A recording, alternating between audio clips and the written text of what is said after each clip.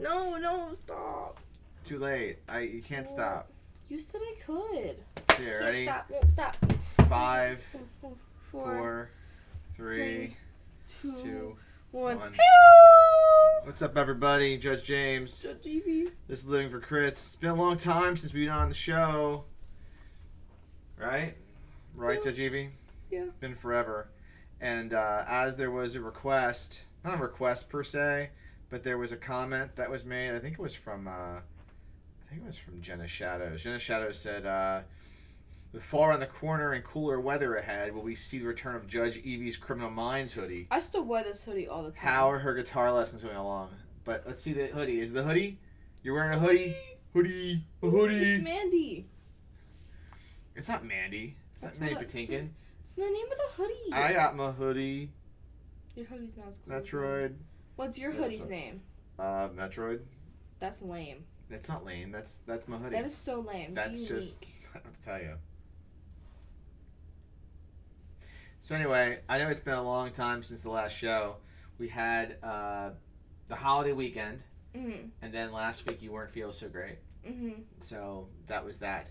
I have to say, so a few weeks ago we had our second Walls Dungeon Tavern Con. There is swag for that, but it's not down here. Oh yeah. But more importantly, I came up with the 3 greatest character names of all time. Because I had 3 characters. I was a player, and I never get to play. And I saved my characters. My characters were great. Yeah, but I had good character names, whereas So you did did not. I. No, you didn't. So first off, we had my Mutant Crawl Classics character, because Mark Plord ran MCC, and I had Arcus Bravo, the Rover. That was a good name. Mine was better. What was it? I forget. Exactly. And then my DCC Lankmar character, remember his name? No. Vertucci Cockshore. I didn't play that game. Oh, you didn't play, that's right. And then the best character name of all time, my Hunter the Reckoning character, my private investigator who is in too deep. Burt McNails. That's like the best. It was terrible. That's a great name. That's such a great name. It's terrible. Why was Burt McNails a bad name? Why is Burt McNails? What makes you think it's a good name? You know what's a good name? This Andy. chair. So the other thing since the last show is we did some moving of stuff. So our old computer chair is now in my miniature painting station. And I have Eli's gaming chair here, and this is nice. I mean, I've been playing a ton of BattleTech on the computer in this chair. It's very relaxing. I'm just stuck in this stupid chair. And you're stuck in that stupid chair. We'll get a dictionary or something for you to sit on, I feel so short. or a phone book. You said I wouldn't be that short. You're pretty short. You know what a phone book is, Evie? Yeah. How's a phone book work? You open it, and it has phone numbers in it. And isn't there like addresses of the phone numbers? There are addresses of the phone numbers. Yes, each phone number has an address. Is that actually right? No, yes, kind of, but just every number was a person. It was a person had the address, not the number itself. See, tonight's theme is essentially our hoodies. Yeah. Not really. Tonight's theme is the fact we haven't been on in a while, so we're going to have a bunch of questions. It's so cold. So we're doing the All Judge Evie Presides episode, essentially. Another one of those. Judge Evie, why don't you break out the questions? Well, let's do a rap first. I will note that my gaming has been intensely BattleTech focused in the last several weeks. And mine has been intensely tap dance focused. I hit a 4-directional BattleTech day yesterday because Cooper and I played BattleTech yesterday. I'm reading a BattleTech novel right now. I played the BattleTech video game, and I'm painting BattleTech miniatures. So I'm obsessed with BattleTech, as anyone who follows us on Instagram will notice. All right, we doing the rap first? Yeah. This isn't a rap. It's called Shades of Grey. All right, Greg Schwarzkopf has sent us a rap. We're gonna read said rap, or do said rap. Here we go.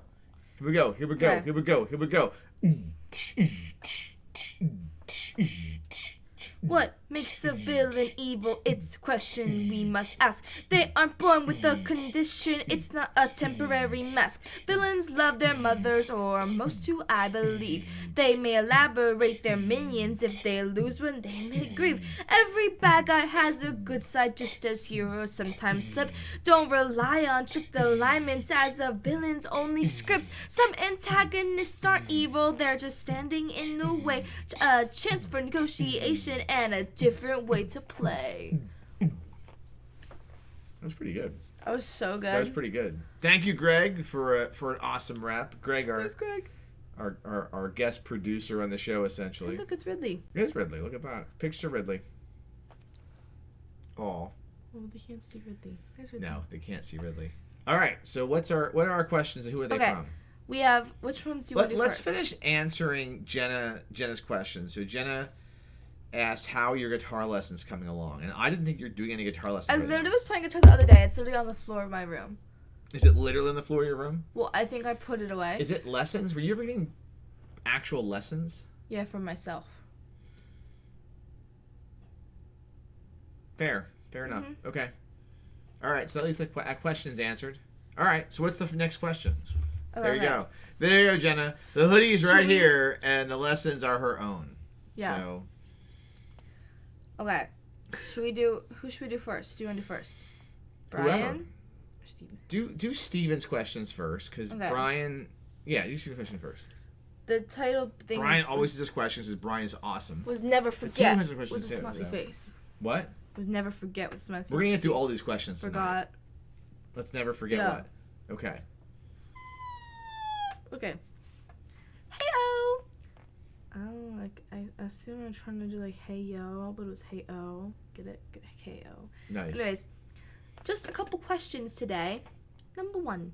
Did you guys end up getting / will you get Weird Frontiers? If so, what excited you the most about it? If not, how come? We have Weird Frontiers. Yeah, we have 2 copies of Weird One's Frontiers. on my shelf. It's over here. Judge Evie has the regular copy, and I have the leather-bound copy. Yeah. We are listed, I think, as playtesters in it. We both have played Weird Frontiers already. Whee. So I am most excited. My favorite thing in Weird Frontiers, I have to say, I think, is the map. The map is really good.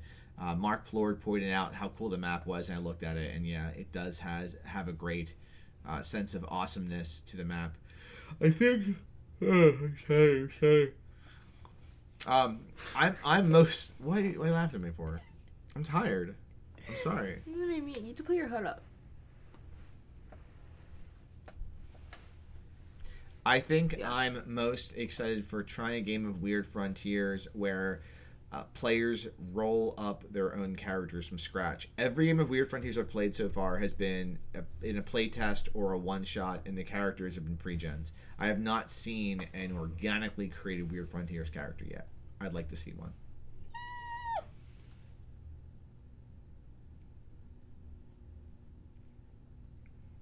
You gonna read the next question? Oh, yeah, okay. Question You're really 2. on top of this game tonight. What DCC module have you only played once that you really, in all caps, really want to play again?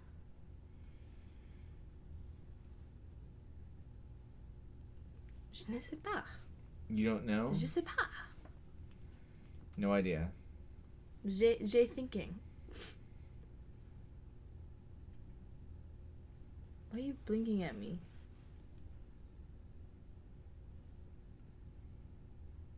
You can't answer this question? I'm just trying to think. What DCC module you only played once? But Well, you'd like to I know play what the again? question is. Okay, I'm just I'm trying to help you. I'm thinking of my answer. Why aren't you thinking of your answer? I actually am, but I have a spreadsheet to help me out with it. Well, see, I don't have a spreadsheet. Well, I do have a spreadsheet. And it says played once, not ran once. So Well, I think ran once no, makes... no, that's not the question. I think... That's not the question. No, I'm pretty sure I No. could use that. No, that's not the question. I'm looking. Such not the question. I'm looking anyway. I just can't believe this. I'm going to say Greatest Thieves of Lankmar. I've run it once. Did you play it? No.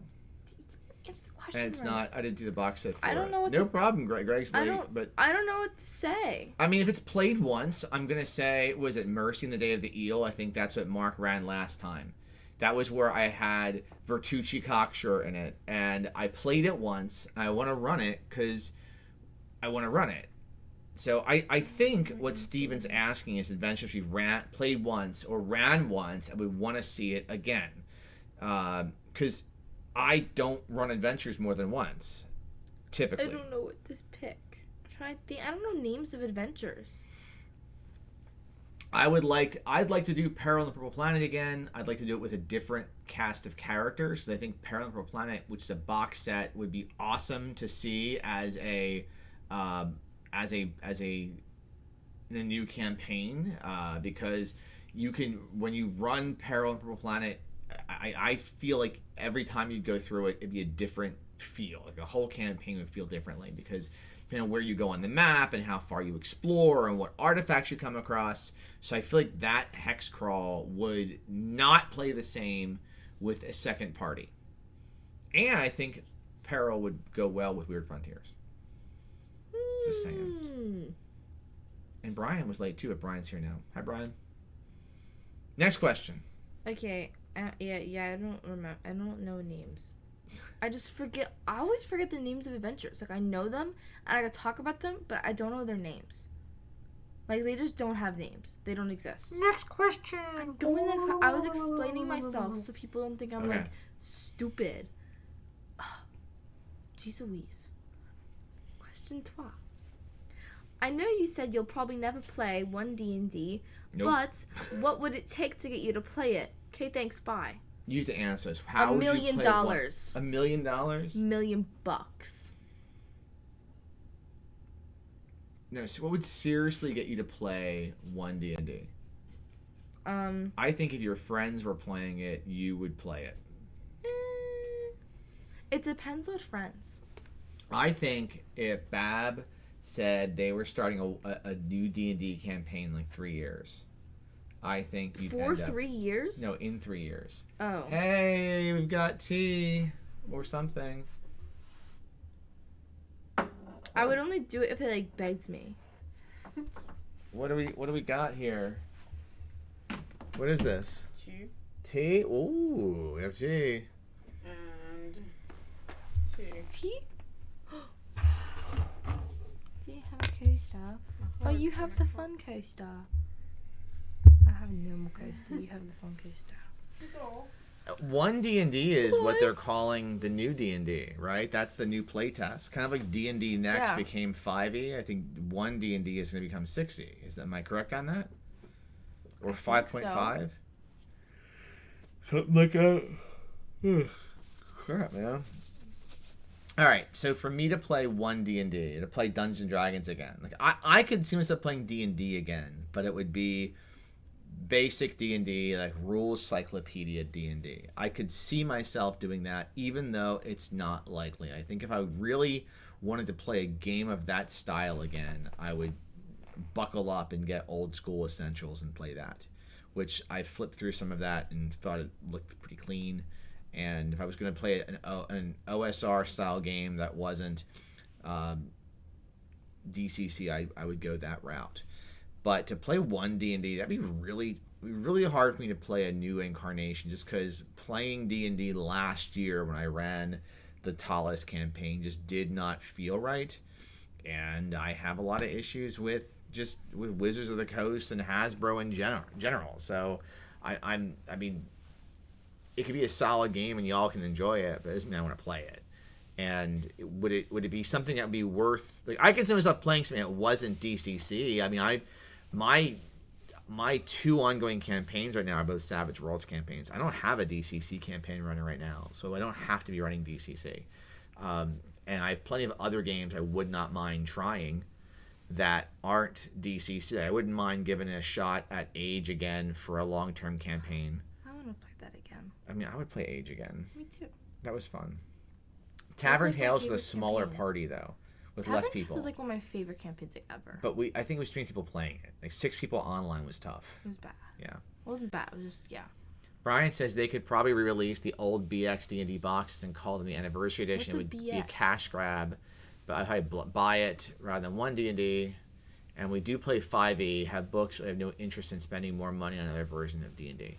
So look, again, I've tried to be open that I don't like fault anyone for playing the big game, the big game out there. So if you like playing D&D, keep playing D&D. I am getting rid of my D&D stuff that I even have. Like I used to have a big second edition collection. I keep getting rid of more. Like, I just got rid of all of my Ravenloft stuff. Which actually, if you follow me on Twitter, I post pretty frequently where you can go buy it because I partnered up with a friend to sell it. So Dieter and I is helping me sell it. So everything I sell, we split the money, and I've essentially been just converting it into battle mechs. Nice. Yeah. So good questions. Yay. All right, Steven, thank you for those questions. Thanks. And time for Brian's questions. Back to school questions. What if I read all of Brian's questions in like a really weak, deep voice? How about you read it so people can understand what you're saying? Well, then what's the fun of it? I don't know. They can read lips. Go for it. No, read it so they can understand it. So Brian said it was awesome. I don't think Brian's being serious. Number one. That's terrible. Just read the question.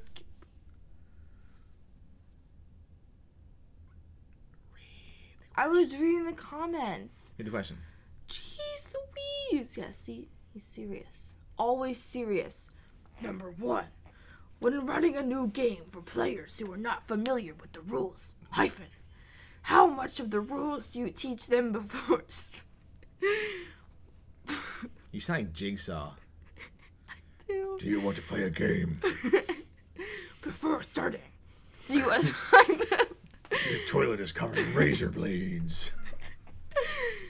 Do you assign them any homework, such as reading any basic rules?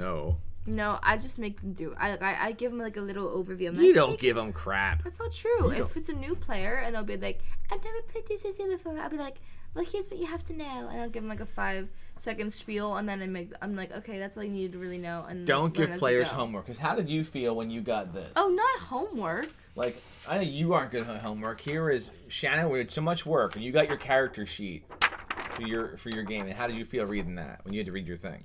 This is not what I'm saying. I'm saying if they don't know the rules, I give them a 5-minute. I got 5 minutes. I got 2-second spiel how everything works. Don't give your players homework. Just teach them the that. game.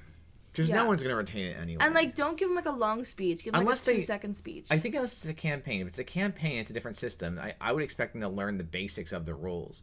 Or assign them, like when I've gone and run, when we were doing the Age campaign, I went and sent to everyone in the group the the Titan's Grave actual play. I didn't think I watched that. I know you didn't watch that. But I did send it out to folks who wanted to watch it. Yeah, it was me. Next question. No bad. I still understood it though. So. You know what we're playing? We're playing Dragon Age for sure once the new Dragon Age game comes out. The video game. Brian, we definitely do not give homework and usually use pre-gen or make characters with them, especially if they have an idea of certain type of character or class. And they're talking 5A. He's talking 5A. Anyways. 2. School may be starting in the U.S., but kids in Australia are getting ready for 2 weeks of vacation before the final term of the year. What? Oh, I guess it's backwards. Oh, yeah. It's like... Yeah, because of the Christmas in Australia song. The Christmas in Australia. No, I think Christmas in Australia is still Christmas time. But it's still Christmas. It's still December 25th. I know, but it's summer, so that's when they break. You know Santa doesn't go to Australia? No, this is the Santa. Santa doesn't go to Australia. Santa's coming to Australia. You get, bring your sun cream, bring your shades and sun hat, bring the school. They get a holiday kangaroo. You'll stay for a surfing board, spend Christmas Day on the beach. How is that? Christmas in Australia, Christmas in Australia, Christmas in Brian, Australia. you guys wait. Means a Barbie in the sun. It's our summer. Brian says Christmas in Australia is just like Christmas in Hawaii. Hot barbecues, going to the beach, except more Mad Max. We go to the beach and Have I left our Christmas sun? Do you watch Mad Max during Christmas? Is that like your movie? Santa of your I mean, it's not your movie because you're not from there, but. Bring some cream, bring your shades. All right, can you read the next question? I'm sorry. This is horrible. I love this song. I don't know what the question was now. I Read the never question. finished reading it. Wait. I'll restart. School may be starting in the U.S., but kids in Australia are getting ready for the 2 weeks We're application aware before of the this final part. We term know of you the read year. that part. Yeah, I was rereading it because you said you didn't know what it was. What advice would you give to a parent looking to start an RPG day camp for a few kids, friends of Santa, over the course of 1 or 2 days? A.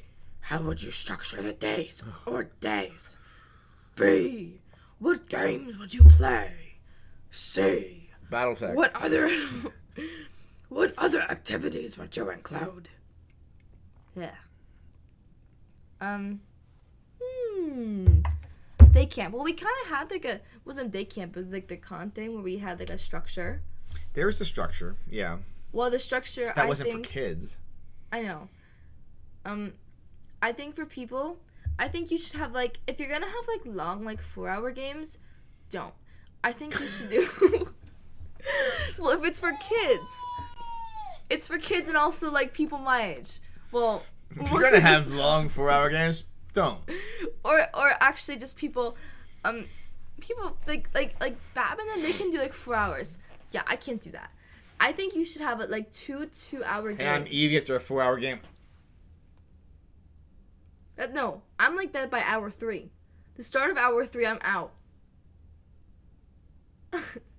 Anyways, but I think what you could do is you could have like a session in the morning for 2 hours. You could have like breakfast, you know, they could like the people of the day camp could get there at like 10. And you have an You 11 schedule this whole thing out. You have an 11 to 1 game and you're chill. And then you give them like a lunch break from like 1 to 2. And you can have other activities. Like maybe one day you have like a hour and a half learn how to paint minis thing at your camp. I like the idea of breaking it up this way. I like the idea of having there be more than just I can't stop playing with this little hair thing. What is this thing called? A beret. Hair clip? Oh. Well, beret I guess is a fancy term, but I'm not that I like fancy. the idea of having miniatures painting and RPGing. I think a good gaming camp would be structure. I think structure's a good idea. I agree. And then you like have little schedules and you print them out. But I think you give kids the benefit of the doubt. They may have more attention span than you do. What? I have a great attention span. So I think you have You teach each them the day, Christmas in Australia song. You each day you have a little bit of role playing, a little bit of miniatures gaming, a little bit of miniatures painting, and then a karaoke session at the end. and a karaoke session at the end. There you go. That's Or like it. a dance party. When I had to run the theater camp, like part I of don't know it, if you know. a dance party we always has a place No. in an RPG. At the end of the day, the kids always had so much energy. What games did you And so play you'd make them do besides dance- CCC? You could do the age thing with them. I think if you're going to do it for a role-playing game, it doesn't need to just be games that are RPGs. You could do games that are designed to spur imaginative thought and creativity, I mean- like Buy the Rights would be a good game. Well, I thought we were talking about role-playing games. But I think if you're going to have a role-playing, I think you feature one role-playing game. Okay, So well, you feature DCC. we feature DCC. But Yeah. then you do activities. And you can have different camps throughout the summer that has different, like, you could have, like, a DCC camp, and you could have, like, an age system camp, and you could have, like, You said age system more in the last 20 minutes than you have in the last 2 years. Yeah, because you said it earlier, so now it's in my brain. And you could have, like, I'm forgetting the name now. That's a good one. I'm a fan of the Thanks. non-forgetting the name, the game thing. You could, like, you know, I know they're kids, but, like, you could have, like, a Shadow the Demon Lord camp. I know they're kids, but you can worship the devil. You do that in all the games. You can have a human sacrifice.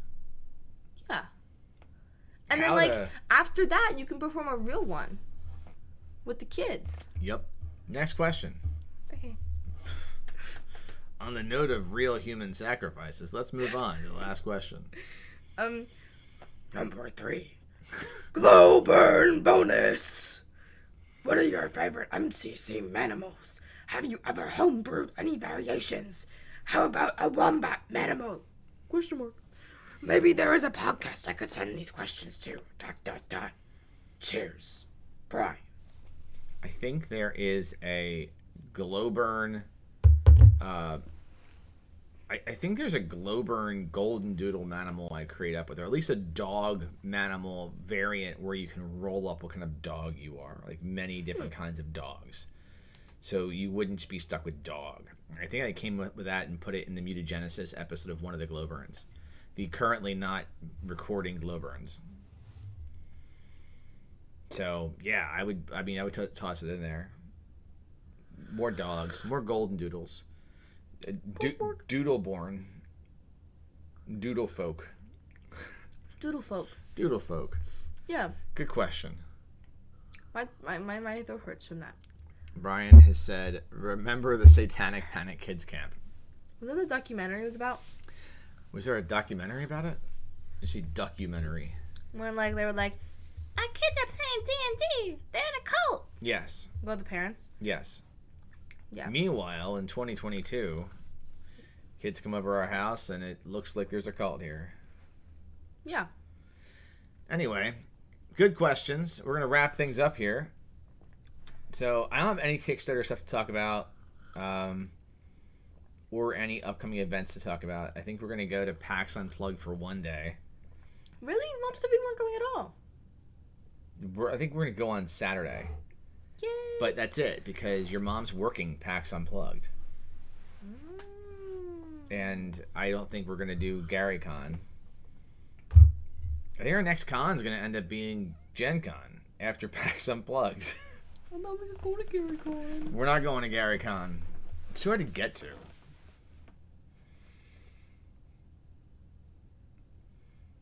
All right, well, how do folks find us online, Evie? They can find us at I Live for Crits on Twitter, Living for Crits on Instagram, and Living for Crits on YouTube. All right, well, until next time, stay safe, stay healthy, stay kind. And I'm just going to say Satanic Panic. Like Santa? The Satanic Panic. That's terrible. Shut up. That's pretty I'm good. going to say, Santa, you're coming to Australia. Bring your sun cream, bring your shades and sun hat, whatever cool swimming shorts. Good night. Come save up Good night, Australia. everybody. Fun, Good Christmas night. Day.